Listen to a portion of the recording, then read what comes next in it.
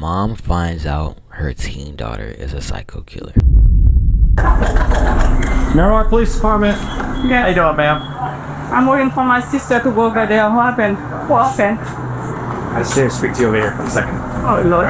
Right now there's an investigation, and I guess it's your daughter. Yeah, that's my Your daughter. daughter, her name came up, so we have to keep everybody out of apartment. Police arrived at the home of 17-year-old Christy Parisian, 17 where her mother was years informed that old. Christy had become involved in a strange and violent incident. About an hour earlier, officers had discovered the body of an 18-year-old boy named Dwight Grant near a nearby apartment complex, brutally stabbed to death. Oh my god. Can you guys go back inside for me? Of course, it's Florida Can too, you- bro. My state is so crazy. Florida is crazy, and it's getting worse, bro. Like the news that I'm hearing from Florida. Oh my god. Go back inside, please. Don't. Just do as I ask, please. Passengers have been taken into custody in the murder of 18-year-old Dwight DJ Months Grant. after a body was found there. Local 10's Andrew Perez is live with For this 18-year-old from Miramar High School, and instead, officers found a body. As new clues surfaced and the investigation continued, police uncovered a hidden conflict between Dwight and 3 of his classmates from Miramar High School. Oh my Now officers gosh. needed to track all 3 of them down as quickly as possible to figure out what had really happened, what each of their roles. Bro, 16, 17, and 17. Like, y'all gotta stop throwing y'all life away at this young age, man. Was, and more importantly, why. But what detectives were about to learn about how this murder happened, why it happened, and just how complicated it truly was, turned out to be far more shocking than anyone expected. You can't get away with nothing! There's cameras everywhere.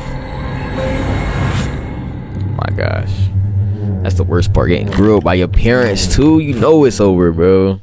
Everything started on a Sunday evening. On October 17th in Broward County, Florida, a nurse named Malene Emile noticed something was very wrong. Her 18-year-old son, Dwight Grant, who most of his friends called DJ, hadn't come home that day. DJ wasn't the kind of kid who disappeared without saying anything. He was responsible, focused on school, and always kept his family informed. His sudden silence was completely out of character. This was the beginning of a terrifying mystery for his family. No matter how hard they tried, no one could get in touch with DJ. He wasn't answering calls, he wasn't with any of his friends, and no one had seen him. By Monday morning, the worry exploded. DJ didn't show up to any of his classes, something that never happened. His teachers noticed immediately, his friends noticed, and his family knew something was seriously wrong. His family and friends checked every place he might have gone, called every person he might have been with, drove through neighborhoods, handed out flyers. Nothing. Police even went to the high school hoping someone there might know where he'd gone. Officers spoke to students one by one. At this point, even the smallest detail could be the clue they needed. Anxiety and depression, so like he would He has anxiety? No, I have Okay, anxiety. so he will check on you. Do you know the girl that he's talking to or trying to talk Good to? God. No, No, does he have a girlfriend? not to my knowledge, no. No? Okay. Right. All right. So you haven't seen him? What's up, man? No, everything good? Okay. Okay, so you haven't spoken to him since... Is this his behavior? Like, does he do it? He's a good kid? Here, he's a good kid. He doesn't drink, he doesn't smoke. He goes out, he has a plan, he goes out with his friends. He calls literally all of us all the time to let us know, like, what's up, how you are. Okay. All right. To everyone who knew him, DJ was quiet, calm, and spent most of his free time gaming. He wasn't the type to get into fights, he didn't cause trouble, and he had zero history of reckless behavior. Nothing in his past suggested he'd ever disappear or end up involved in something dangerous. The search for DJ continued through Tuesday of that same week. Then, around 2 p.m., while officers were canvassing the area near Sherman Circle North, a quiet neighborhood in Miramar before all this, they made the worst discovery imaginable. Hidden in the bushes beside an apartment building, police found the body of a young man.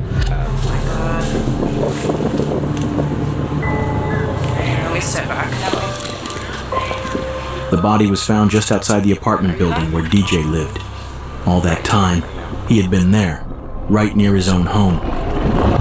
Right near it, bro. How can you live with that? Like, how can you live with killing somebody and just dumping their body in the bushes and just walking away like nothing ever happened, bro?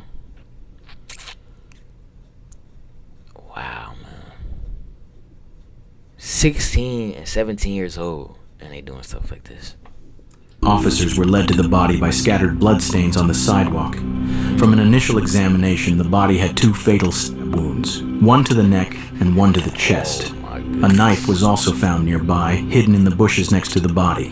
Can you go back inside, please? Don't.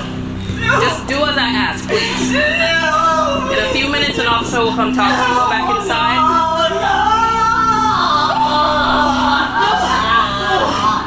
Listen, I can't answer anything right now. I just need you to go inside the apartment and stay there till I can get Shivers down my speak to spine, you, bro. please. Listen, what did I just ask? Just give us a few minutes and somebody will come and talk I to you. can't Just even give me a few imagine. minutes. I Go ahead and go can't. inside. After speaking with DJ's family and asking them to remain patient, officers immediately blocked off the area surrounding the body and began processing the scene for evidence. 4 officers were on scene working to secure the area, search for evidence, and confirm the identity of the victim as quickly as possible. Aquí abajo. Sí. Ahí abajo del stairwell que está ahí había mucha sangre, inclusive probablemente están tratando de limpiarlo. Hay una cámara aquí, hay 2 cámaras aquí, y hay una cámara en esa esquina donde lo tiraron. Sunday. On Sunday, he went missing Sunday.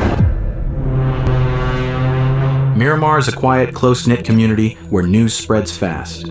So when word got out about the brutal discovery of an 18-year-old's body, tips started pouring in almost immediately.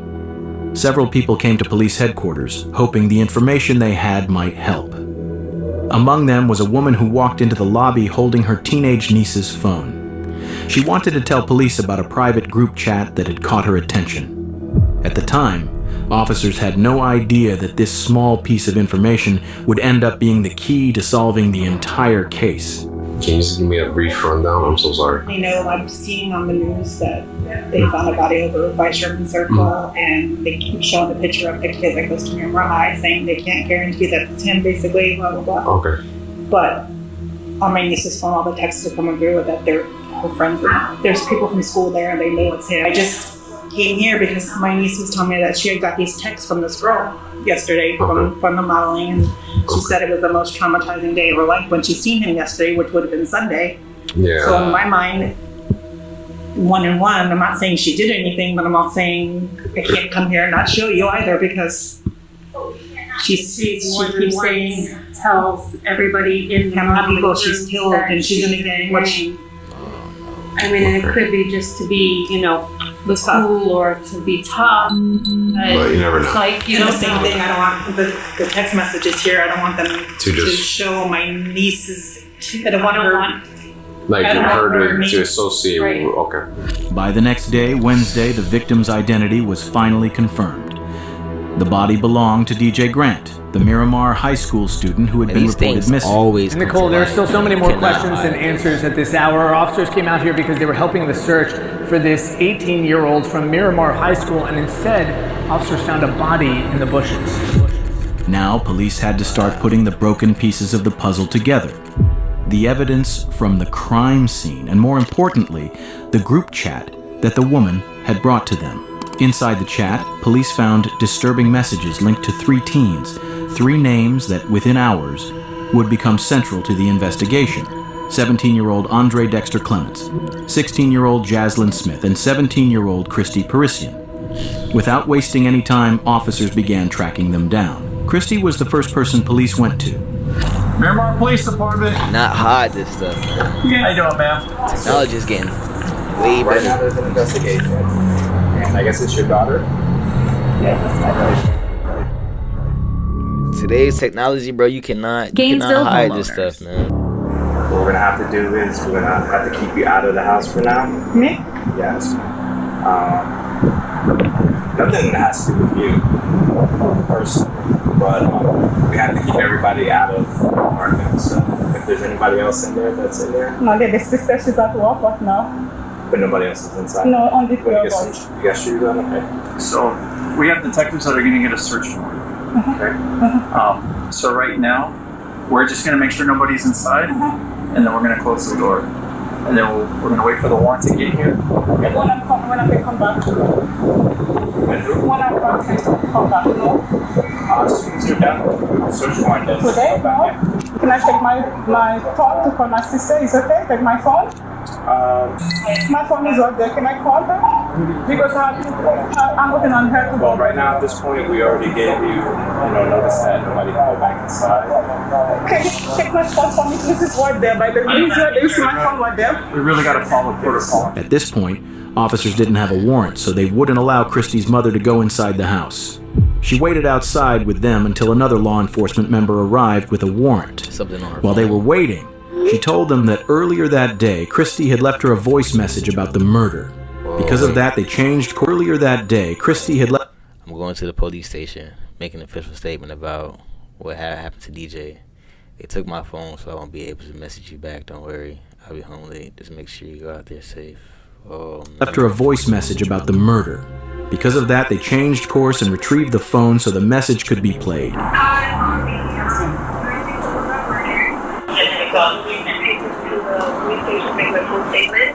be back home, and I will have my phone so they can play phone.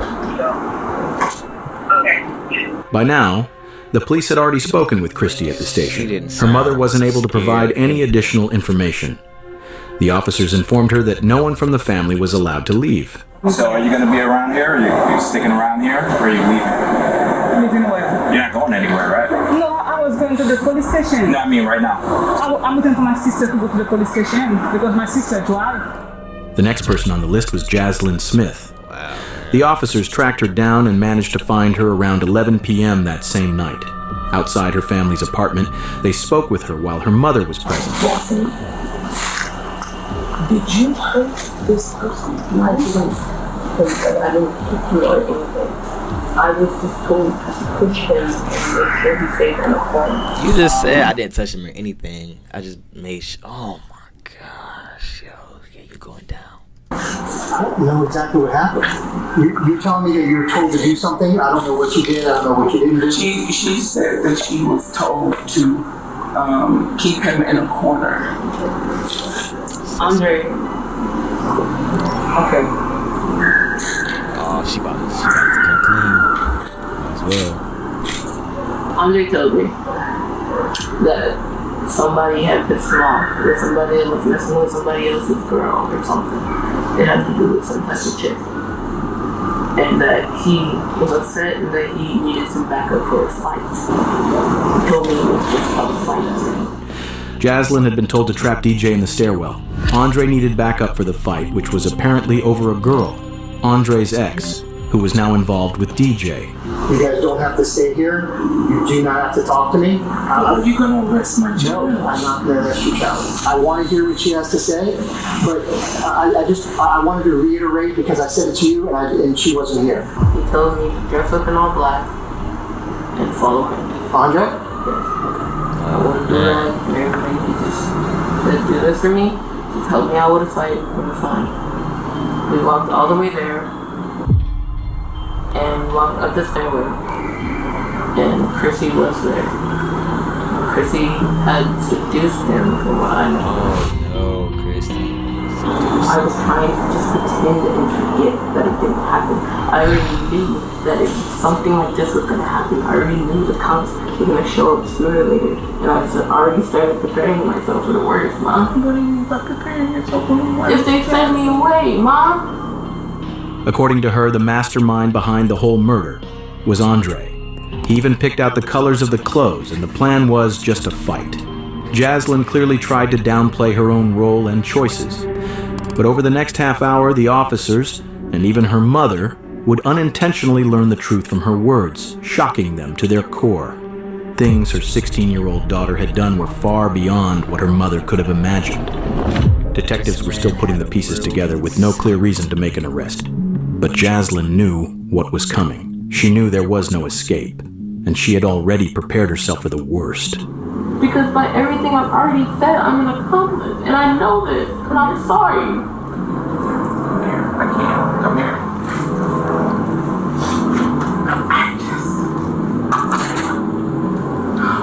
The female officer at the scene can be seen briefly laughing when Smith lets out a sigh. But there's nothing funny about what's happening. Wow. You know what? I was paying attention to her smiling too. Like earlier in the clip, I was looking at her. She was making like little, yeah, I thought I was tripping. I thought she was like on what her mother could have. Look at her face. Be seen briefly laughing when Smith lets out a sigh. But there's nothing funny about what's happening. A teenager has been killed, and Jaslyn has just admitted her role in what happened. She's now given police a motive.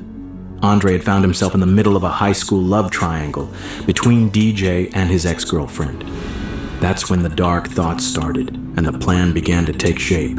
A plan that would need help. Before Sunday, before any of this began, Andre had reached out to her. He told her about the planned fight and the help he needed. Now sitting in a police car beside her mother, the officer asked... This is why you have to watch who you call your friends, bro.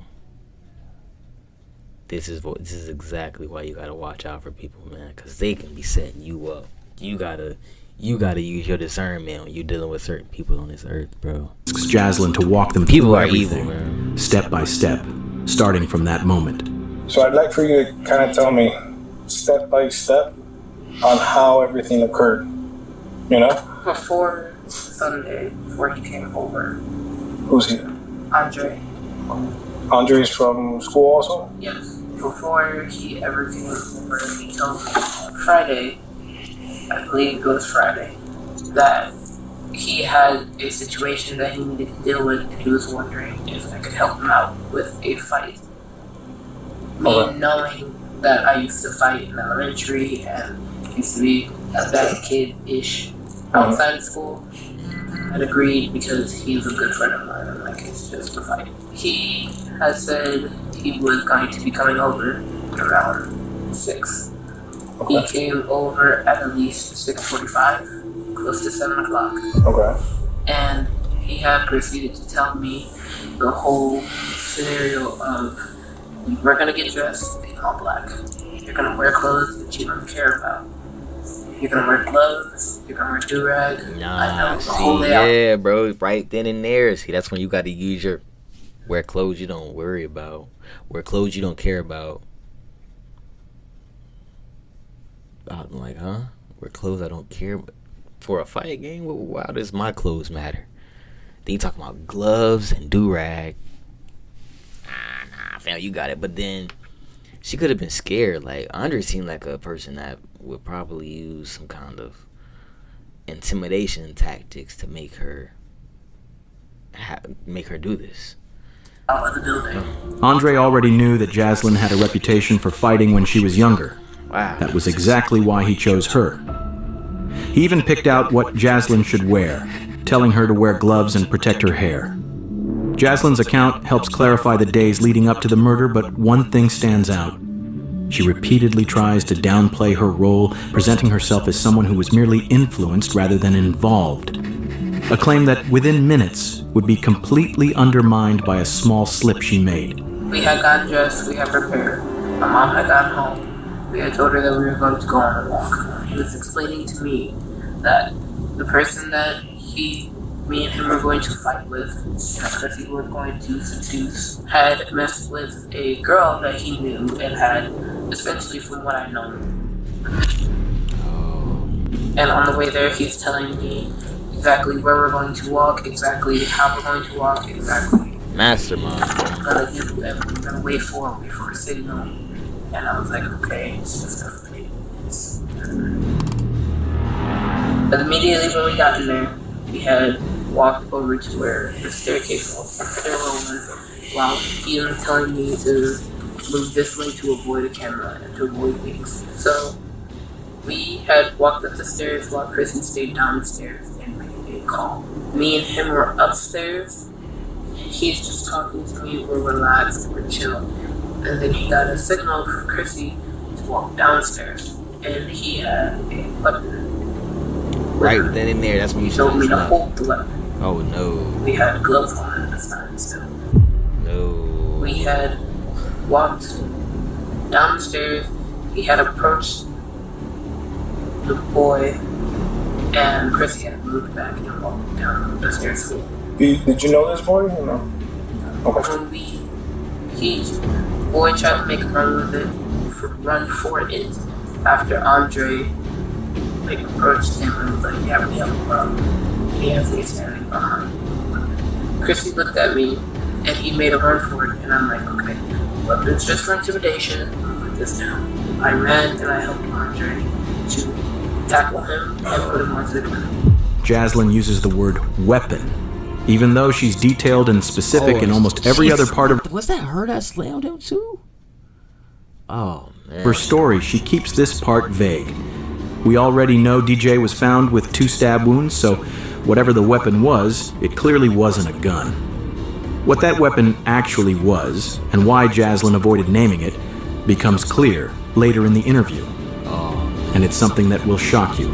So it's not just a knife. Well, Andre asked for the weapon after explaining to him that he was going to kill the other. He had asked for the weapon, and I just handed it to him because I'm like, I don't know about this, but I'm like, okay, man, you're joking, because me and Andre are playful. We like to mess around, and we do like play fight, and we're just very like a sibling type of relationship. but this time, nothing felt like a joke.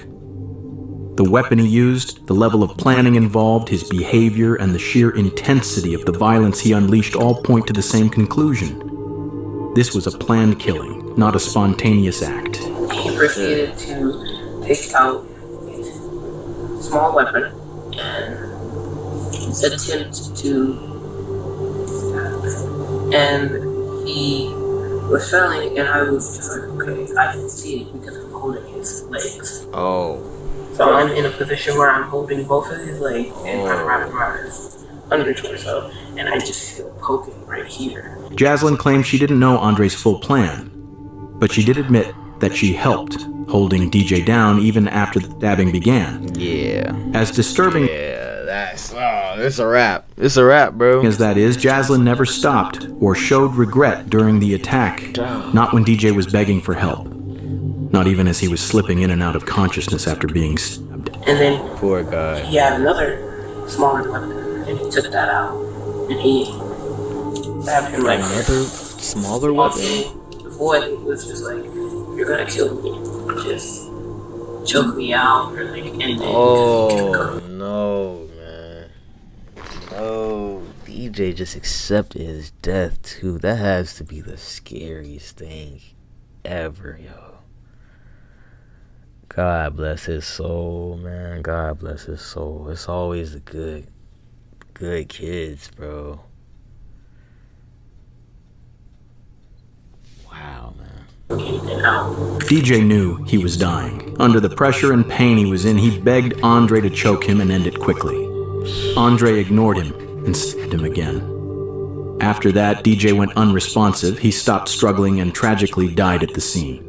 In Jaslyn's version of events, she says she was told to do what she was assigned without asking questions. As the confrontation escalated, she says she didn't fight back because she was terrified of what might happen. Throughout her account, she places nearly all the blame on Andre. That explanation mostly holds up until Jaslyn slips up.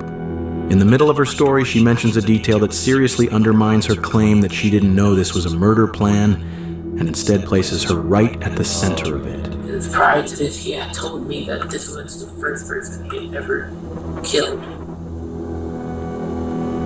Prior to it, he had told you that? When we were at the house, and we were just talking about the whole plan of what was going to happen, but he never told me that he was going to kill somebody until at this time. Like, this is the first person that leave here. I'll ask Chrissy.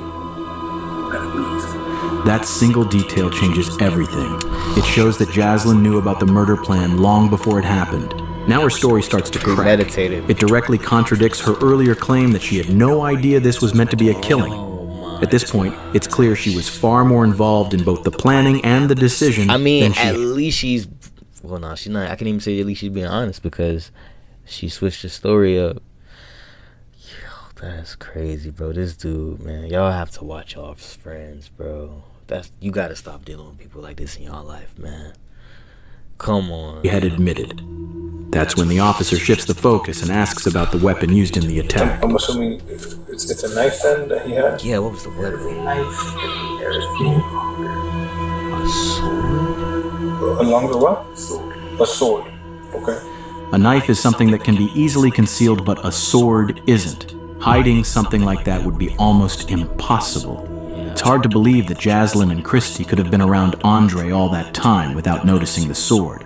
Now detectives finally have enough been around He had on Andre. like a trench coat. Like, yeah, bro. Look at the fits, bro. All black. You know what time it is when somebody bro. If I was in this group, if I was like a fourth person in this group, and I see we have them all black, you pulling out weapons, gloves, do-rags. Nah, fam, this is not a joke. This is not a joke. I'm getting up out of there. I'm getting up out of there, fam. You're not finna take me down with you. I'm sorry. Nah, I'm good, fam. I'm good. Because when you get to the point where you already holding him down, you holding his legs down and everything, you're done. You're done.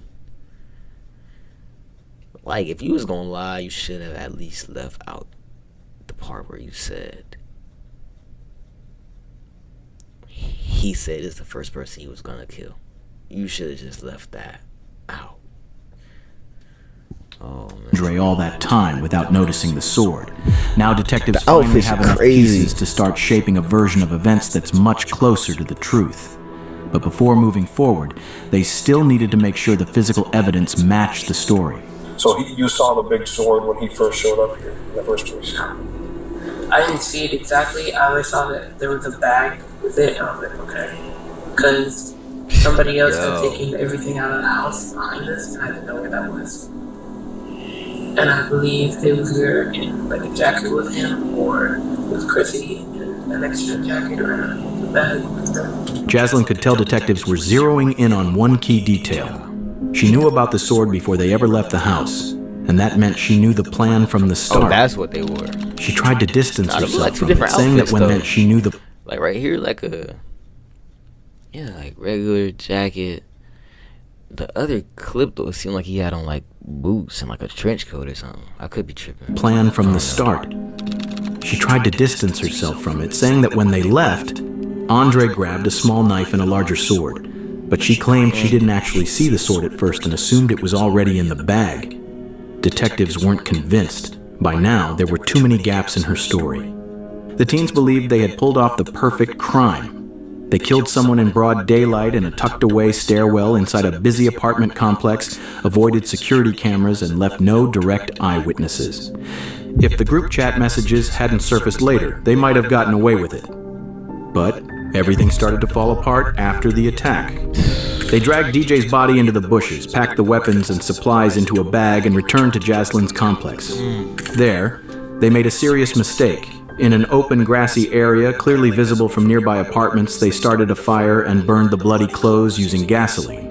As they sat there, shaken, but still hoping they were in the clear, a security guard spotted them.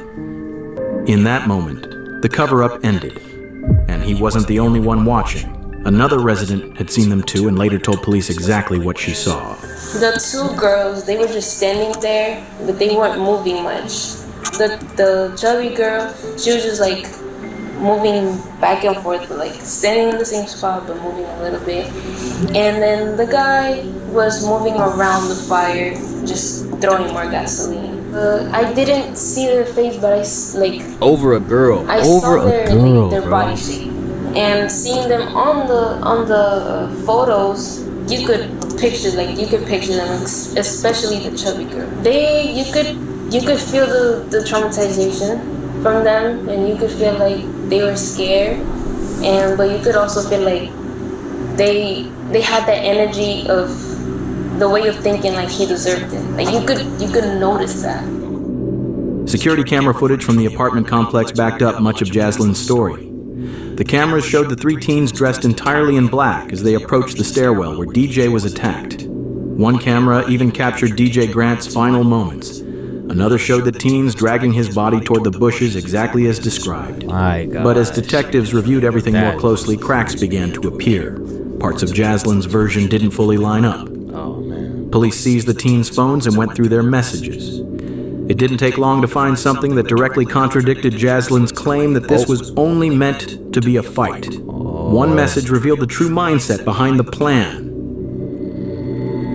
Murder will definitely happen. Like DJ DJ Grant was killed back in October, and for months now, the 3 teens that are accused in his case have been kept in jail. All the evidence was clear.